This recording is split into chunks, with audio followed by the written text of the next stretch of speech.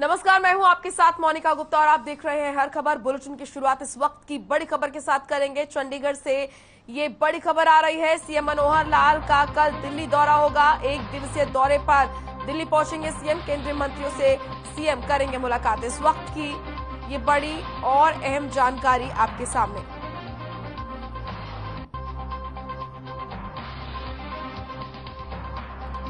आपको बता दें कि सीएम मनोहर लाल का दिल्ली दौरा होगा। एक दिवसीय दिल्ली दौरा रहने वाला है। केंद्रीय मंत्रियों से मुलाकात करेंगे सीएम मनोहर लाल। काफी महत्वपूर्ण ये दौरा सीएम मनोहर लाल का। एक दिवसीय दौरे पर रहेंगे प्रदेश के मुखिया मनोहर लाल। इस वक्त की बड़ी और अहम जानकारी, सीएम मनोहर लाल कल दिल्ली दौरे पर रहेंगे। सीएम मनोहर लाल ने खेलो इंडिया को लेकर प्रेस कॉन्फ्रेंस की, जिसमें उन्होंने बताया कि 8 से 13 जून तक खेलो इंडिया 2021 तक कार्यक्रम चलेगा। सीएम ने कहा कि खेलो इंडिया की मेजबानी करना हमारा सौभाग्य है। कार्यक्रम की शुरुआत केंद्रीय गृह मंत्री अमित शाह करेंगे। सीएम ने बताया कि खेलो इंडिया के तहत 25 खेल होंगे। सीएम ने बताया कि खेलो इंडिया यूथ गेम्स 2021 के चौथे संस्करण के आयोजन के लिए 250 करोड़ रुपए की राशि खर्च करने का प्रावधान किया गया है। उन्होंने कहा कि ये खेलो गेम्स प्रधानमंत्री नरेंद्र मोदी के ड्रीम मिशन को आगे बढ़ाने के लिए अहम ये रहेगा। उन्होंने प्रधानमंत्री नरेंद्र मोदी और केंद्रीय युवा मामले और खेल मंत्री अनुराग ठाकुर का हरियाणा को इस खेल उत्सव की मेजबानी करने का सुनहरा अवसर देने के लिए धन्यवाद भी किया। सीएम ने कहा कि केंद्र सरकार के खेलो इंडिया कार्यक्रम को एक कोई खेलो इंडिया का जो कार्यक्रम अभी 4 जून को प्रारंभ होने वाला है। 4 जून से 13 जून ये कार्यक्रम चलेगा। और जैसे पता है कि इससे पहले 2 बार खेलो इंडिया हो चुका है देश के विभिन्न भागों में, और इस बार हमारा सौभाग्य है और मैं केंद्र सरकार प्रधानमंत्री जी और हमारे खेल मंत्री उनका धन्यवाद भी करता हूं कि इस बार का जो खेलो इंडिया का कार्यक्रम उसकी मेजबानी हमें हरियाणा मिली है और इसको तैयार हैं। सब व्यवस्थाएं हमारी जो तैयार हो चुकी हैं। खेलो इंडिया का कार्यक्रम है, ये जैसा बताया 10 दिन तक चलेगा। 25 इसमें गेम्स होंगे और इसकी जो शुरुआत है 4 तारीख को, इसमें हमारे केंद्रीय गृह मंत्री श्री अमित शाह जी वो पधार रहे हैं। उनका कार्यक्रम फाइनल हो गया। 7 बजे के लिए हमने जनता को बुलाया है। ठीक 7:30 बजे कार्यक्रम जो है ये शुरू होगा और उस 7:30 बजे के कार्यक्रम की शुरुआत में या उनके जो प्रबंधक जितने भी हैं, साथ में अधिकारी हैं, कोच हैं और जो सहयोगी हैं, वो सब 8,500 की संख्या उनकी रहेगी। कुल मिलाकर इस आयोजन पर 250 करोड़ रुपए का ये जो है खर्च होगा। इस 250 करोड़ रुपए में 139 करोड़ रुपए तो जो ढांचा है, जो हमारा इंफ्रास्ट्रक्चर है, उसके नवीनीकरण के लिए या कोई नया उसमें निर्माण करने के लिए ये सब खर्च हुआ है। बाकी जो खर्च है इन खिलाड़ियों के रहन सहन का, उनके बाकी व्यवस्थाओं पर ये सारा खर्च होगा। इसमें साई का भी योगदान कुछ होगा, इसमें केंद्र सरकार का भी योगदान रहेगा, हरियाणा सरकार का भी योगदान रहेगा। तो मिला जुला करके ये सारा जो है ये खर्च इसमें होगा। इन प्रतियोगिताओं में गर्मी होने के कारण से अधिकतर खेल या तो सुबह सुबह होंगे या शाम को होंगे। दोपहर के समय खेल इंडोर तो सब चलेंगे, लेकिन आउटडोर वाले खेल वो सुबह या शाम ज्यादा होंगे, दिन में उनको थोड़ी संख्या कम रखेंगे। कुल मिलाकर चाहे गोल्ड मेडल हैं या सिल्वर मेडल हैं या ब्रॉन्ज मेडल हैं, इन तीनों को मिला करके ये संख्या 1866 और अवार्ड्स ऐसे जो मेडल्स हैं ये इसकी रचना की गई है। अब 1866 में कौन प्रदेश कितना लेता है, सबका अपना कंपटीशन है, लेकिन हम ऐसा जरूर मानकर चलते हैं कि हरियाणा जैसे पिछले बार सेकंड उस पर रहा था, रैंक पर दूसरा स्थान हमारा था 200 मेडल लेकर के। इस बार हम चाहेंगे कि हमारे खिलाड़ी और ज्यादा मेडल लेकर के और पहला स्थान कैसे प्राप्त करें, इसकी हमारी जरूर पुरजोर कोशिश रहेगी। खेलो इंडिया को लेकर सीएम मनोहर लाल ने प्रेस कॉन्फ्रेंस की। 4 से 13 जून तक खेलो इंडिया 2021 का कार्यक्रम चलेगा। खेलो इंडिया की मेजबानी करना हमारा सौभाग्य, ये भी सीएम मनोहर लाल ने कहा। केंद्रीय गृह मंत्री अमित शाह इस कार्यक्रम की शुरुआत करेंगे। इसी के साथ उन्होंने कहा 8,500 खिलाड़ी खेल में हिस्सा लेंगे। खेलो इंडिया की तैयारियां लगातार जोरों शोरों से चल रही है और इसको लेकर खुद सीएम मनोहर लाल पूरी नजर बनाए हुए हैं। हरियाणा धाकड़ शब्द से जाना जाता है। उन्होंने कहा कि इस धाकड़ संस्कृति को हरियाणा और आगे बढ़ाएगा। केंद्रीय मंत्रियों और हरियाणा के मंत्रियों को निमंत्रण भी इस दौरान दिए जाएंगे। चंडीगढ़ के एडमिनिस्ट्रेटर और पंजाब के सीएम को भी देंगे निमंत्रण। खेलो इंडिया के आयोजन के लिए 250 करोड़ का खर्च होगा। 3 स्टार होटल में खिलाड़ियों के ठहरने की व्यवस्था की जाएगी। खिलाड़ियों के लिए अच्छे आहार की भी व्यवस्था की जाएगी। डॉक्टर्स और एम्बुलेंस की भी की गई है व्यवस्था, यानी कि खिलाड़ियों के लिए पूरी व्यवस्था की जाएगी। कार्यक्रम के बाद किया जाएगा मूल्यांकन। अगली बार और अच्छे तरीके से होगा कार्यक्रम का आयोजन। खेलो इंडिया को लेकर मनोहर लाल के ये संवाद, क्या कुछ सीएम मनोहर लाल ने कहा, ये आपको बता रहे हैं। सीएम मनोहर लाल ने चंडीगढ़ में शहरी स्थानीय निकाय और पंचायती राज संस्थानों को आवंटित बजट पर समीक्षा बैठक बुलाई। बैठक में शहरी स्थानीय मंत्री डॉक्टर कमल गुप्ता और विकास और पंचायत मंत्री देवेंद्र सिंह बबली मौजूद रहे। मुख्यमंत्री ने स्पष्ट किया कि राज्य वित्त आयोग और केंद्रीय वित्त आयोग की ओर से निर्धारित 7% के फंड का गणना सही तरीके से नहीं हो पा रही है, इसीलिए आगे से फंड का आवंटन जनगणना के अनुरूप किया जाएगा।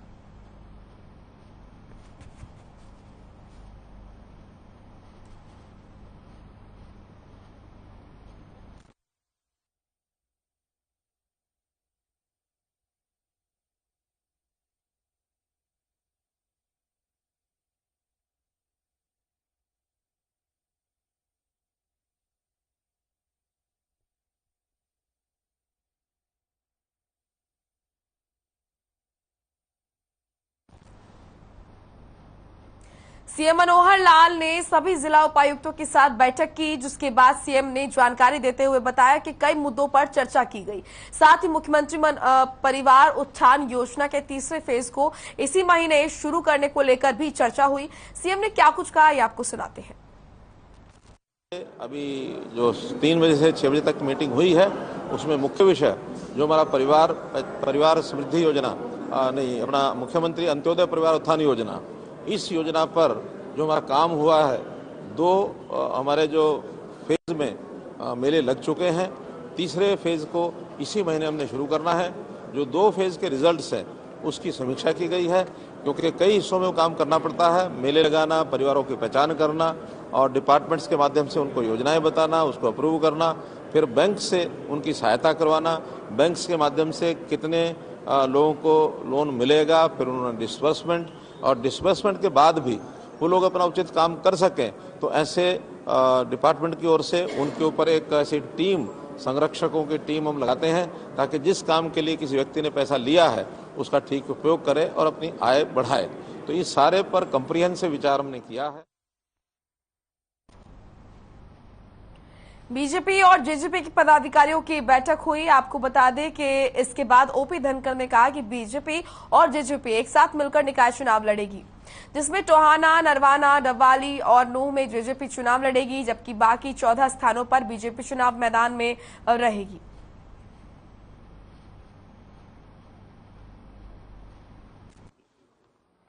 विचार करने के बाद हमने साथ जाने का निर्णय लिया कि हम एक दूसरे के सामने नगर परिषद चुनाव में हमने इस प्रकार से जाएं कि जो है एक दूसरे के सामने हम ही नहीं हों, क्योंकि बाकी तो सब मैदान एक तरह से छोड़ गए।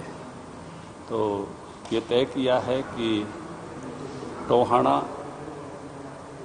नरवाना, डबवाड़ी और नूंह 4 स्थानों पर जेजेपी चुनाव लड़ेगी और 18 में से जो शेष 14 स्थान हैं उन पर भारतीय जनता पार्टी चुनाव लड़ेगी। तो आज हम इकट्ठे हुए और जो बात अध्यक्ष जी ने कही है तो उसी तरीके से मिलकर के लड़ेंगे। और जैसे इन्होंने बताया कि टोहाना नरवाना डबवाली और नूह जननायक जनता पार्टी लड़ेगी और बाकी 6 सीटों पे भारतीय जनता पार्टी। और जिन जिन स्थान पर हम चुनाव लड़ रहे हैं वहां पर हम लड़ेंगे।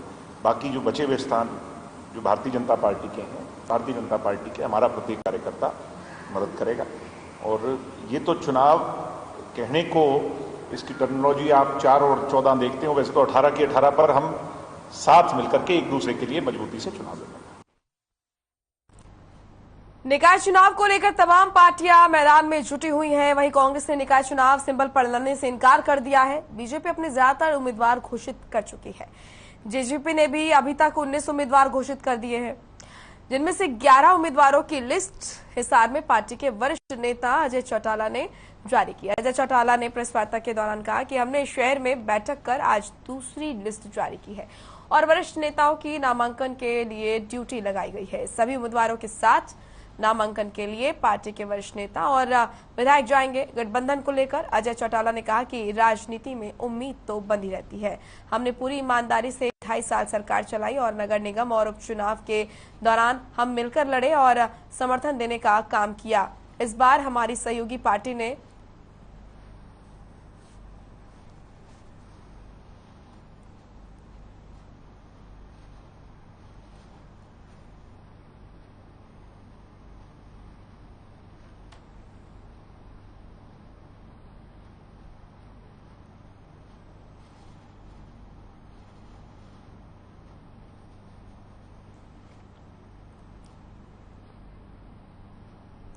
सोना में होने वाले नगर पालिका चुनावों के लिए आम आदमी पार्टी ने अपने प्रत्याशियों की पहली लिस्ट जारी कर दी है।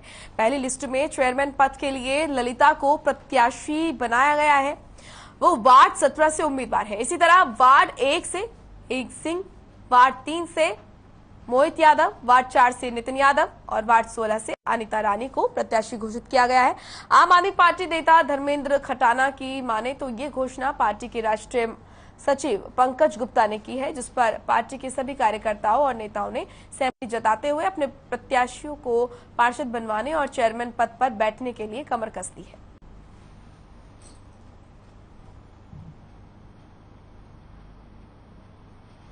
बनाने की जरूरत नहीं पड़ती हमारी। उस कई उम्मीदवारों की सारी स्क्रूटनी करने के बाद हमें एक कैंडिडेट ललिता जी, जो कि जवाहरलाल जी की बेटी हैं, एक पढ़ी लिखी कैंडिडेट मिली, जिन्होंने सिविल सर्विसेज का त्याग किया और उन्होंने हिम्मत जताई राजनीति में आके राजनीति को साफ करने की, भ्रष्टाचार को साफ करने की। और जो सोना नगर परिषद की समस्याएं हैं, जैसे कि बिजली है, पानी है, शिक्षा है, स्वास्थ्य है, नाले गंदे हैं, सड़कें टूटी हुई है, कहीं सफाई नहीं होती है, पानी गंदा आता है, सोना के वासी पानी पीने पे मजबूर है।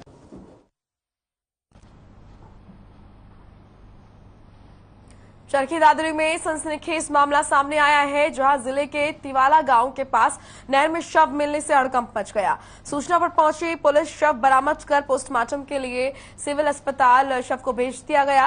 वहीं मृतक के चाचा ने बताया कि एक दिन पहले मृतक घर से गायब हो गया था, जिसके बाद उन्होंने ढूंढने की बहुत कोशिश की, लेकिन व्यक्ति का कहीं भी पता नहीं चल पाया। यहां तक कि परिजनों ने थाने में गुमशुदगी की रिपोर्ट भी दर्ज कराई थी, लेकिन आज शव मिलने से परिजनों में हाहाकार मच गया। वहीं जांच अधिकारी ने बताया कि पुलिस ने परिजनों के बयान दर्ज करके कार्रवाई शुरू कर दी है।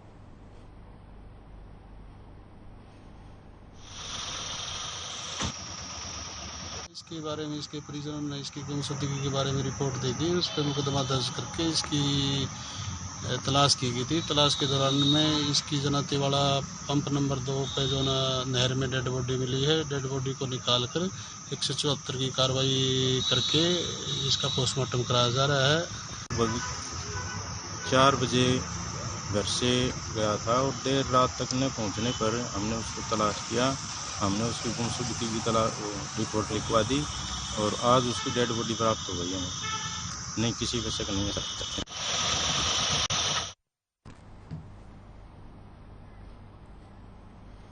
हिसार के खेदड़ गांव में बने Rajiv Gandhi thermal power plant की राख को लेकर रार छिड़ी हुई है। थर्मल प्लांट में कोयला जलने के बाद बनी राख को उठान को लेकर थर्मल प्रबंधन और ग्रामीणों ने तनातनी यहां पर चल रही है। दरअसल थर्मल प्रबंधन राख बेचने के लिए टेंडर निकाला है, लेकिन ग्रामीण टेंडर का विरोध कर रहे हैं। आपको बता दें कि साल 2010 में खेदड़ थर्मल प्लांट शुरू हुआ था, तब ग्रामीणों ने राख को उठाना शुरू किया और धीरे धीरे उस राख से होने वाले मुनाफे से एक गौशाला का निर्माण कर उसे चलाने लगे। लेकिन आज के समय में जब राख सीमेंट बनाने के काम आने लगी है तो उसके दाम बढ़ गए, और जब दाम बढ़ गए तो खेदड़ थर्मल प्लांट उससे मुनाफा कमाने के लिए कंपनियों को बेचने का निर्णय लिया है। लेकिन ग्रामीण विरोध कर रहे हैं और पिछले कई दिनों से खेदड़ थर्मल प्लांट के सामने गांव के लोगों का धरना चल रहा है। इसको लेकर के प्रशासन के साथ टकराव की स्थिति बनी हुई है। इस मामले में पुलिस ने करीब 150 प्रदर्शनकारियों पर मुकदमा भी दर्ज किया है।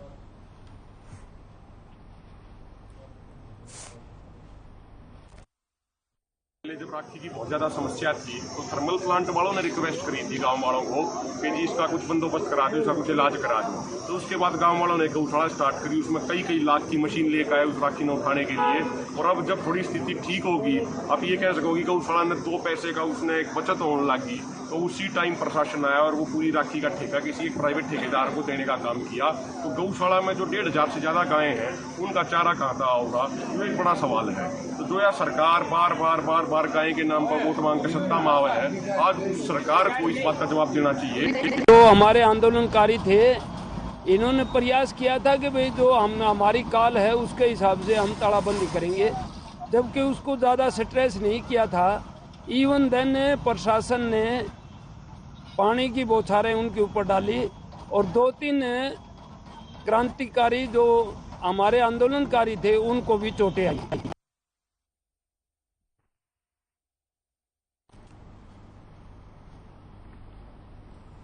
यमुनानगर में बीती रात एक सिरफिरे आशिक ने गोलियां चलाकर लोगों को दहशत में डाल दिया। बदमाश अपनी साथी के साथ बाइक पर आया था और घर की छत पर खड़े पति पत्नी पर फायरिंग कर दी।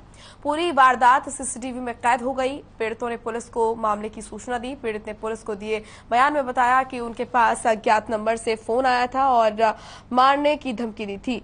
तो वहीं मामले में डीएसपी ने बताया कि इस संबंध में पुलिस को एक सीसीटीवी भी मिला है। पुलिस ने मामले की जांच शुरू कर दी है।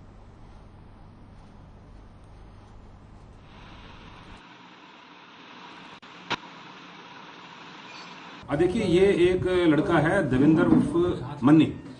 ये इसके पास एक अननोन नंबर से फोन आया था। इसके फोन में वो नंबर फीड नहीं था। उन्होंने पहले तो बातचीत करके इसको धमकाया कि भाई तू अच्छा नहीं कर रहा है, लेकिन लेटर ऑन उन्होंने उनके नाम भी डिस्क्लोज हो गए।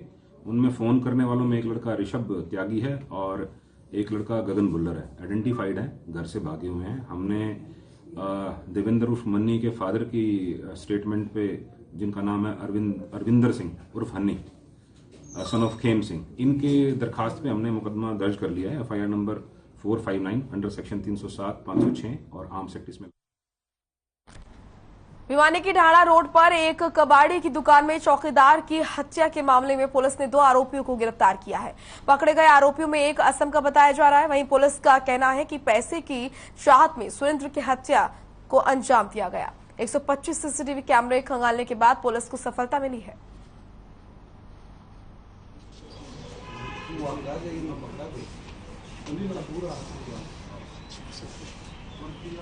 अभी ट्रेन से बाहर जाएगा। विपुल के साथ मिलकर योजना बनाई कि भाई हम जहाँ पहले नौकरी करते थे वहाँ काफ़ी पैसा आता जाता रहता है, माल आता है और वहाँ हमें पैसे मिल सकते हैं और पैसे का जुगाड़ हो सकता है। और इसी चक्कर में ये दोनों ने सलाह मशवरा करके शमीर और विपुल ने पैसे लूटने की योजना बनाकर यहाँ खुद आया शमीर। और जब शमीर यहाँ पहुँचा तो उसने देखा कि भाई, उसको पता था कि भाई ये अकेला सोता है, कोई नहीं सोता। वो दीवार फांद के अंदर घुस गया और उसने गला दबाकर, रस्सी से गला दबाकर इस व्यक्ति की हत्या कर दी। बाद में ताले तोड़कर उसने तलाशी ली, जो पैसे वगैरह थे वहाँ से वो निकाल ले गया।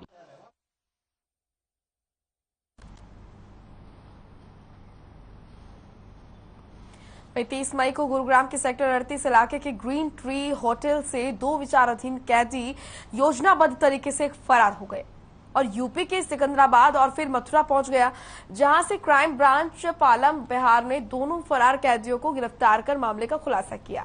दरअसल बॉन्सी जेल से 2 कैदियों को दिल्ली के सफदरजंग और जेबी पंत अस्पताल में इलाज के लिए लाया गया था।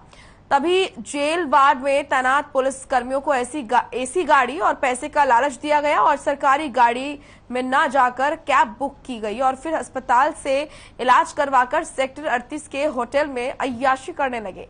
वहीं एसीपी क्राइम की माने तो क्राइम ब्रांच इस मामले में 2 हेड कांस्टेबल और 1 कांस्टेबल और होटल संचालक समेत 6 लोगों को पहले ही गिरफ्तार कर जेल भेज चुके हैं। वहीं एसीपी क्राइम की माने तो राकेश के खिलाफ लूट, डकैती और आर्म्स एक्ट के आधा दर्जन मामले दर्ज हैं, जबकि अभिजीत के खिलाफ भी मामला दर्ज है, जिस पर अदालतों में सुनवाई जारी है।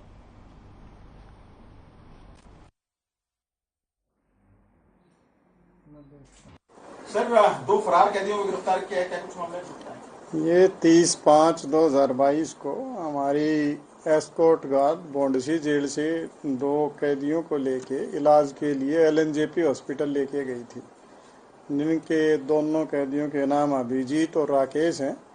और जब उनको वापस वो एक प्राइवेट व्हीकल में बिठा के लेके आए एस्कॉर्ट गार्ड के मुलाजिम, जबकि उनको सरकारी गाड़ी में उनको लेके आना चाहिए था, और रूट से बाहर जाके एक सेक्टर 38 में ग्रीन ट्री नामक होटल था, उसमें लेके गए। वहाँ से ये जो कैदी थे ये उनको चकमा देकर भागने में सफल रहे, जिसके संबंध में हमने अपने जो पुलिस कर्मचारी थे तीनों, HC नीशू, कांस्टेबल उसका नवीन व हेड कांस्टेबल अनिल, इन तीनों को गिरफ्तार।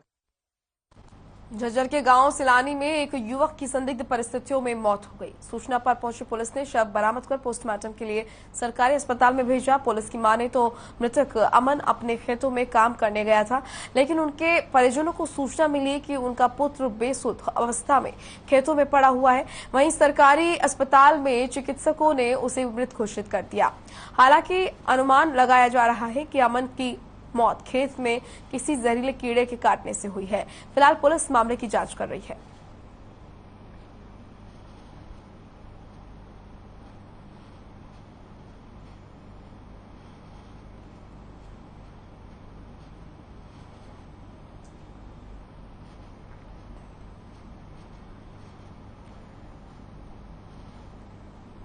रेल सप्ताह समारोह में साफ सफाई के लिए अंबाला रेलवे स्टेशन को शील्ड मिलेगी। अंबाला छावनी रेलवे स्टेशन को साफ सफाई के लिए पूरे नॉर्दर्न रेलवे के 5 डिवीजन में से अव्वल आने पर 10 जून को 67वें रेल सप्ताह समारोह के अवसर पर दिल्ली में ये शील्ड दी जाएगी, जो कि एक गर्व की बात है। इससे पहले आज तक अंबाला रेलवे स्टेशन को यह सम्मान नहीं मिला।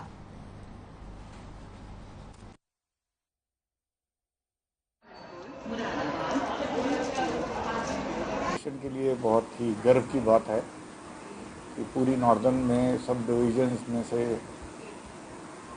नंबर 1 पोजीशन लेके आना, ये सभी कर्मचारियों के लिए और खुशी की खबर। ये फंक्शन 10 तारीख में होगा नई दिल्ली में, और इसमें ये शील्ड प्रदान की जाएंगी।